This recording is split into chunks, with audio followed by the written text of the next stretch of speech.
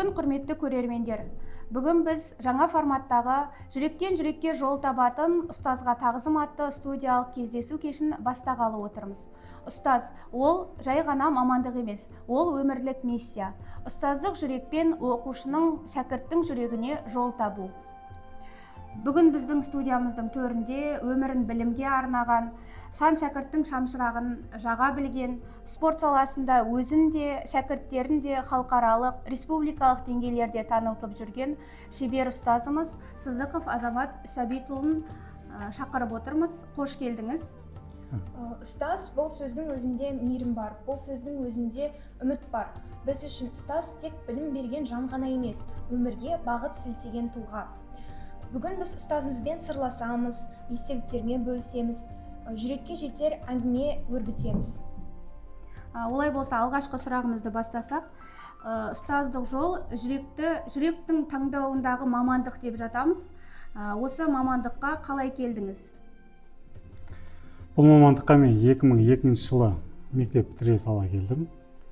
2002 жылы Қорқыт Ата университетіне түстім. Өзім сол Арал ауданының құрама командасында баскетбол ойнағам. Сол жақтан бастап таңдауым осы спорт саласына ауды. Жақсы, менде бір сұрақ бар еді. Алғаш рет сабаққа кірген сәтіңізді есіңізге алсаңыз, сол кездегі сезіміңіз қандай болды? 2005 жылы осы мектепке 1 қазан күні жұмысқа тұрдым. Рошан апайымыз директорымыз болды сол кезде, осы мектепке қабылдаған сол кісі. Алғашқы сабағым енді 3 қазан күні басталды. 4 класстарды берді маған бастауыш сыныптарды. Енді қалай айтуға болады? Бірден тіл табысып кетті оқушылармен. Ондай қатты қиын болған жоқ.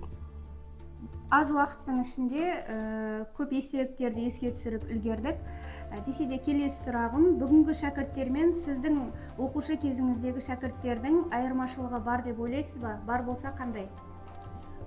Баршылық, бұрынғылар сабырлы, байсалды болса, қазіргі оқушылар заманның технологияларына байланысты, дамуына байланысты мінез құлықтарында өзгеріс бар. Жақсы, келесі сұрақ. Мысалы, біз кейде қателесеміз, кейде тентектік жасаймыз. Сонда ұстаз нені бірінші орынға қояды? Түсіністік пе, әлде тәртіп пе?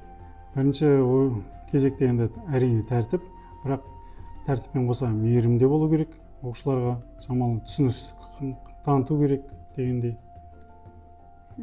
Жақсы. Менде өзімді толғандырған бір сұраққа бірнеше жас маман ретінде сізге шебер ұстаздан бір кеңес алғым келіп отыр, және де біздің көрермендердің арасынан ұстаз ата-аналар болса да бір кеңес беріп өтсеңіз.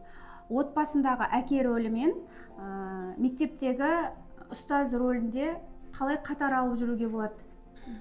Әрине, ол оңай шаруа емес. Үйде де, жұмыста да балаларға екі жақта еге болу өте қиын нәрсе. Енді қолдан келгенше барымыз жасап жатырмын. Балалар ешқайдан кем қылып жатқан жоқпыз. Үйдегі балалар, ұл қызымды спортқа қатысады бір жағынан. Үлкен ұлым Қазақстан сборная, Қазақстан құрамасында ойнайды. Керемет. Азияға барып келді уже. 2 рет барып келді. Үлкен қызым екінші. Ол да Қызылорда командасының құрама сапында ойнайды.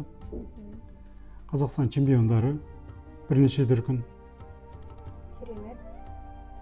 Рахмет. Осындай екі тарапты да қатар алып жүрген шебер ұстазымыз болғанына біздің мектебімізде өте қуаныштымыз, мақтанамыз. Бізде енді осы арна бойынша жылдам сұрақтар айдарына келіп жеттік. Сізге шарты түсіндіріп өтсем, жылдам түрде сұрақ қоямыз, және сіздің тараптан жылдам әрі шынайы түрде жауап беруіңіз керек. Алғашқы сұрақ, ұстаз болмағанда кім болар едіңіз? Дәрігер. Жақсы. Таңғы шай ма, әлде кофе ма? Шай. Қатаңсыз ұстазсыз ба, жұмсақ ұстазсыз ба? Қатаң. Қай қалада тұрғыңыз келеді? Қызылорда. Ұстаз үшін ең үлкен марапат? Оқушыларының жетістігі. Есте қалған шәкірт кім? Тұрғынбай Дияс. Жарайсыз, өте жақсы. Сөз тапқанға қолқа жоқ дегендей, барлық сұраққа жылдам әрі шынайы жауап бергеніңізге алғыс білдіреміз. Енді біз сізден тек пән үйреніп жүрген жоқпыз, сіз бізге адам болуды үйреттіңіз, денімізге деген жауапкершілікті үйреттіңіз. Сіздің әр сөзіңіз бізге бағыт, әр сабағыңыз бізге өмір мектебі. Құрметті Азамат Сәбитұлы, сіздің осылай сұхбатқа келіскеніңізге, жастарға, оқушыларға үлгі өнеге көрсетіп, тәліміңізбен, әдістеріңізбен бөліскеніңізге үлкен рахметімізді айта отырып, бүгінгі кездесу, студиялық кездесу кешімізді аяқтаймыз. Ұстаз уақыттан биік тұратын тұлға. Ұстаздық жол қызығы мен қиыншылығы қатар жүретін мамандық ретінде танылған жол. Десе де, осы мамандықтың жолында өздерінің жарты өмірлерін өткеріп жатқан ұстаздарымызға алғысымызды білдіре отырып, дендеріңізге саулық, шәкірттеріңіздің жемісті күндерін көрулеріңізді Алла нәсіп етсін деген ізгі тілекпен біз жобамызды аяқтаймыз. Рахмет сіздерге шақырғандарыңызға.